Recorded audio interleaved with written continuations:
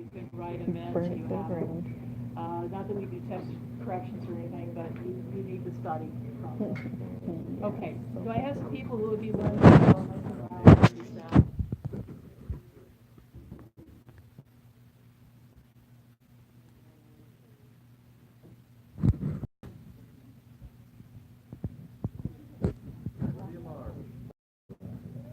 Karen Corey. Ava Smith. Is that what they're? Oh, okay. Maddie Beth.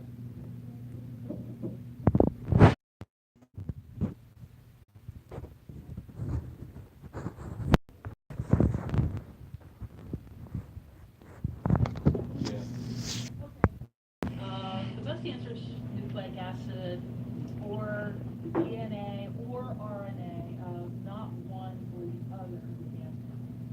Because there are RNA viruses and there are DNA viruses. So 3 is prions, P-R-I-O-N-S. 4 true, 5 lytic cycle, lytic, L-Y-T-I-C cycle. 6 prophage. And 7 multicellular heterotrophic eukaryotes. 8 blastula. 9 choanoblastoid. 10 phylum. 11 ectoderm. 12 body cavity. 13 protostomes. 14 echinodermata, and 15 earthworms. I also accepted worms, these worms usually are earthworms, but also marine worms, but I did not accept these flatworms because I have to find them. Gravelworms, I didn't accept these.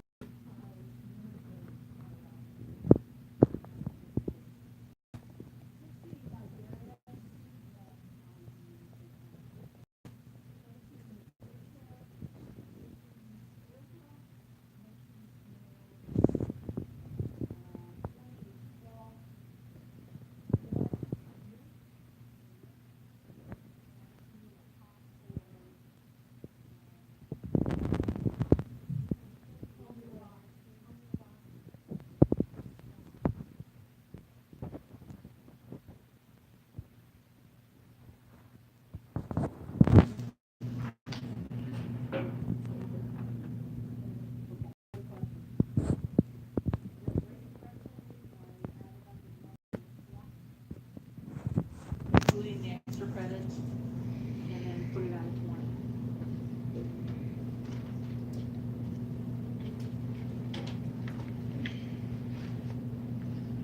Okay, now you've got something to study from.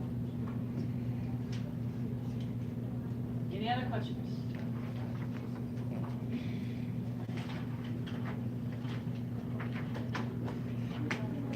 I think there was a range from 2 to 20 or 21. I got.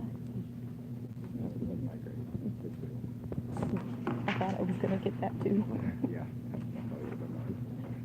I love Okay, so this many paper I just gave unanswered. you. Yeah, I would not have gotten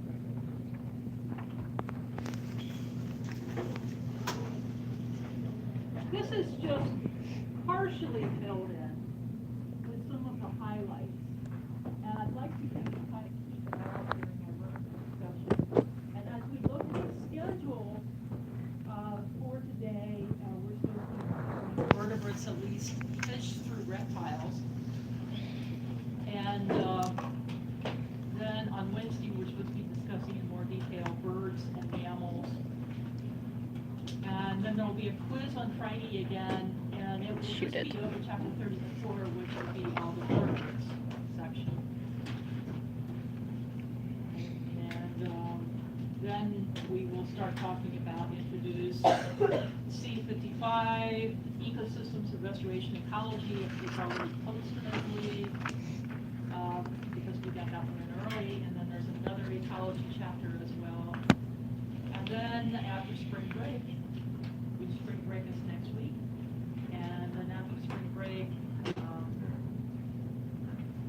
exam, our third exam is on April 3rd. So, you know where we're going. So if you keep out the sheet today, we can kind of fill in, just add just right on the sheet, things that we talk about for different animals. But I have it up here. This is the grouping I'm going to use, class Cyclostomata. And of course, it's Phyla, Chordata.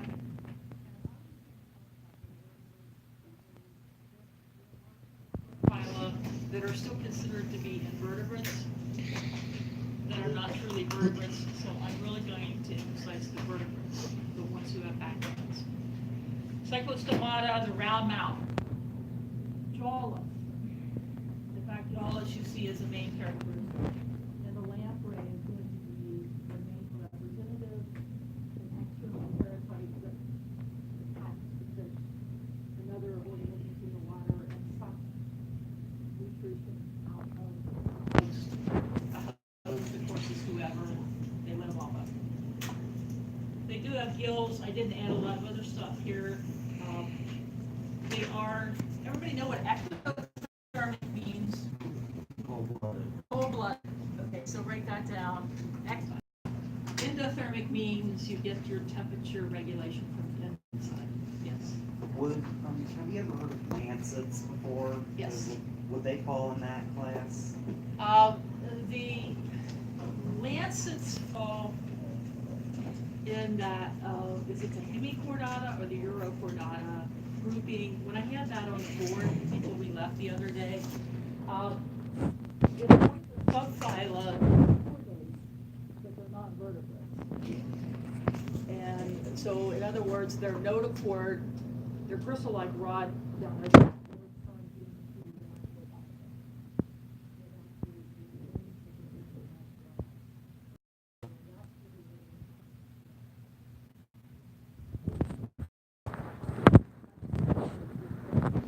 the vertebrates down for this one.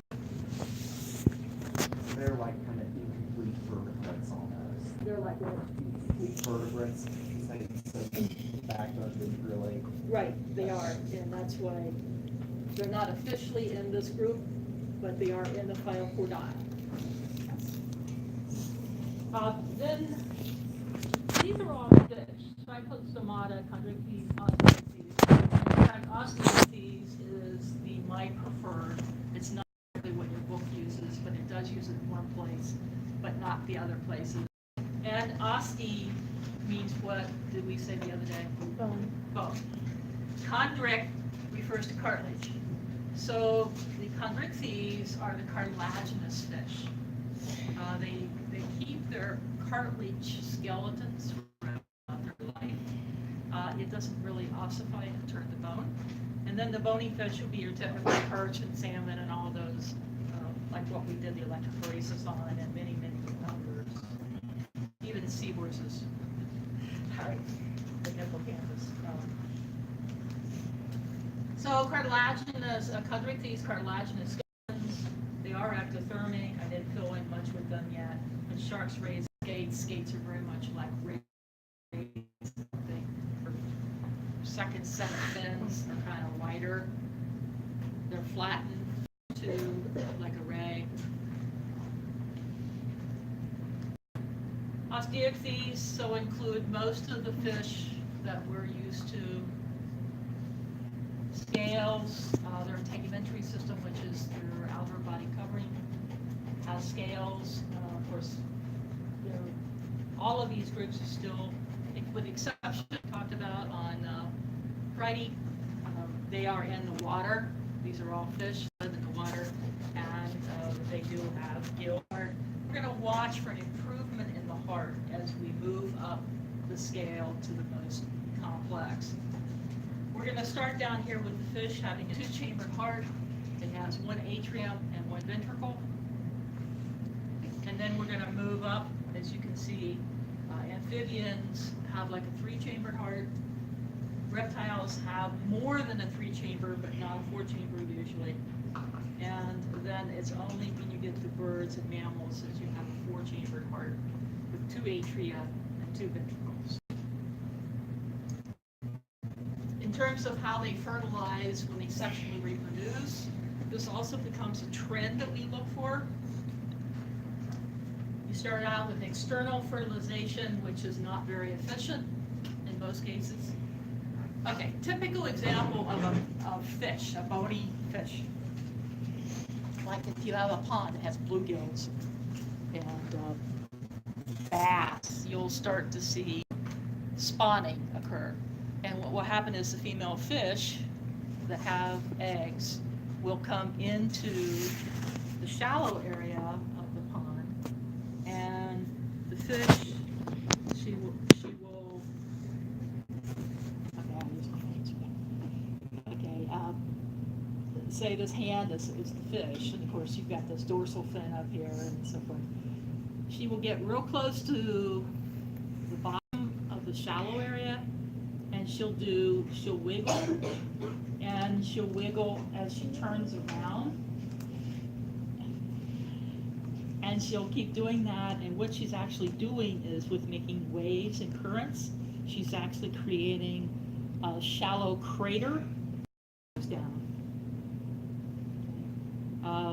And then done making her little crater, which helps to keep her eggs together, something that's mounded or dips down, then she will just squirt her eggs into that area, and that's called spawning. You know, the actual laying of the eggs is spawning. Now, they are not fertilized at this point. They're just, but they can potentially be fertilized. So most of the fish then, the males, once the spawning is done, the males, there are probably pheromones and everything in the water, so which are like hormones that can be smelled and detected for great distances. The male then comes in to the area of the spawning fields, and he'll just release his sperm. Well, if it's a windy day and the wind whips up, you know, the sperm could be taken out to the middle of the pond and then not really. So in terms of the efficiency of her egg being fertilized, external fertilization is not a very efficient way. You leave a lot of room for a lot of eggs not getting a sperm actually uniting with the egg. Because eggs can be eaten too, and that's why fish lay tremendous numbers of eggs, to assure that there's a few that get fertilized and will actually develop, and then they'll be eaten along the way too, as little meals. In order to assure that you've got some fish being developed, there has to be a huge number of eggs laid, but efficiency is not good. Okay, with amphibians,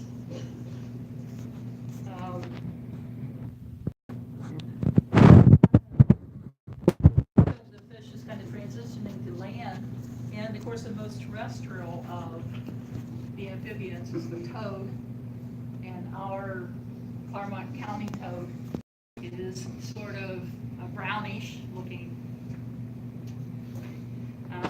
and it looks warty, looks like it has warts on it, and so it can stay away from water longer than like a frog can. A frog is usually a little bit more streamlined in its body, not quite as squatty, and it's usually around here tends to be more greenish, and it looks wet, looks like it's wet, slimy, and they have to stay pretty close to water, and they, you know, you walk around the edge of a pond or something, and all of a sudden something jumps in front of you.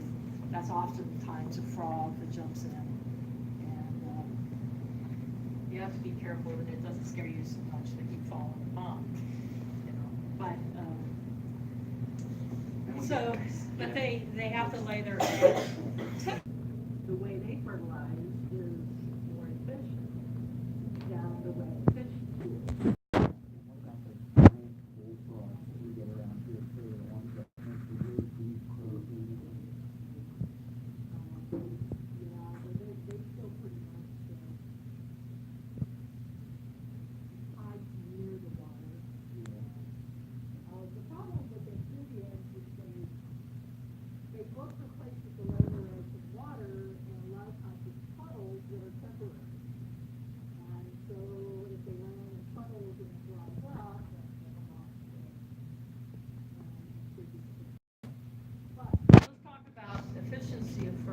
fertilization. I think I might have mentioned this to you before because I really like the whole, it's called amplexus, AMPLEXUS. You might want to put that down with the external fertilization of amphibians. It's called amplexus, AMPLEXUS. It's external fertilization, but it's more efficient and, shall we say, more targeted. Not just releasing into the water. So the male frogs will do the croaking, and the females and the males will meet along the parts of the pond, and the male will actually jump on top of her, and in fact, during the breeding season, his thumbs enlarge. So it's not easy to tell really the sex of a frog or a toad or anything unless it's breeding season. And during breeding season, these thumbs enlarge. This is all the uniqueness of this. So when he jumps on her, it looks like there's going to be internal fertilization, but it's not. He jumps on her and he takes those enlarged thumbs and he presses them into her sides right behind her front legs.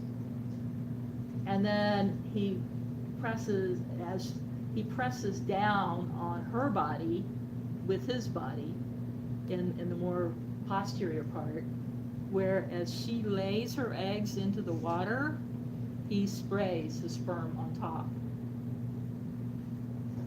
So sound a little bit more efficient than just the way the fish do it. Okay, so this is still really regarded to be external fertilization, but it's amplexus. It's much more efficient. You get more eggs being fertilized, and it's really kind of neat the way that happens.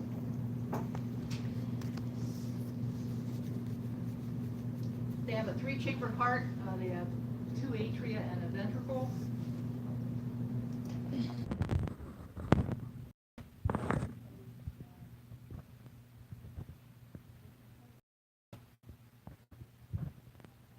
So, as a tadpole, they have gills, they have a tail, swim through the water, in the water, they eat plant material. And as they metamorphose into adults, the hind legs start first, then the body, the whole tail end starts to be absorbed. So they get shorter and thicker, and then the front legs develop, and then they continue to lose their tail. And then you have the frog developing by the toad frog. And by the time they become an adult, they now have lungs. But I also should have put down here, and I would ask you to, or no, I did, skin. They also respire, exchange oxygen, carbon dioxide through their skin as well, particularly if it's moist skin. All respiratory surfaces of exchanging gases need to be moist. And so that happens as well. So they supplement with skin breathing, but they do have lungs as an adult. They lose their gills and their tentacles. And then reptiles, as you see, there are some changes, and I think I'm just gonna, reptiles, snakes, lizards, turtles, crocodiles, flippers.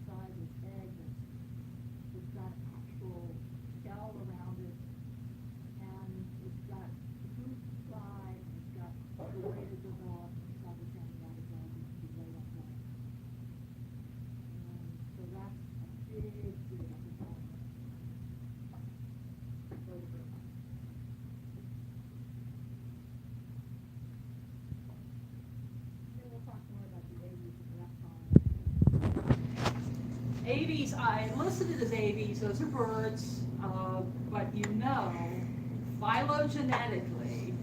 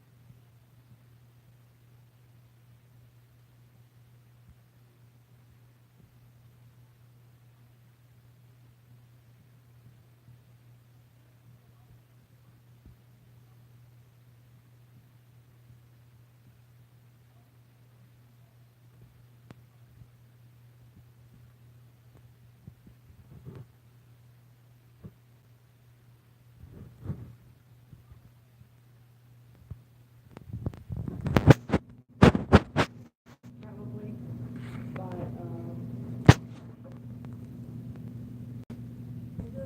teams, they regulate their own temperatures within a reasonable range, of course. Okay, so that's an overview that you can keep out and keep adding stuff to this chart, and I think it can be very helpful.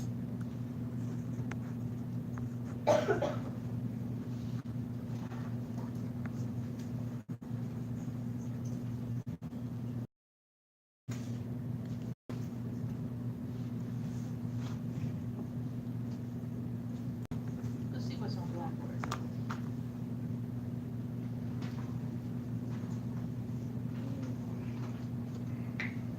Whoops.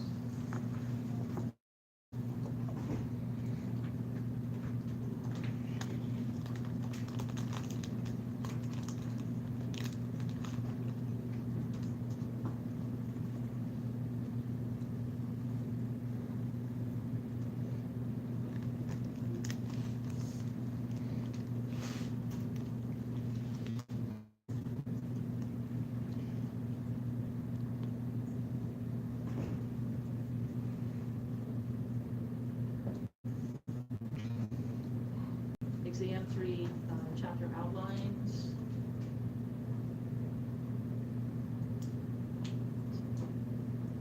Here are the two ecology ones.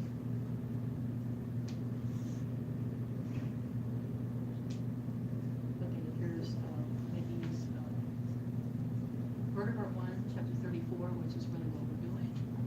When is our next test? The 3rd of April, I think, is what I just read. On the schedule, yes. We have the ecology part to do first.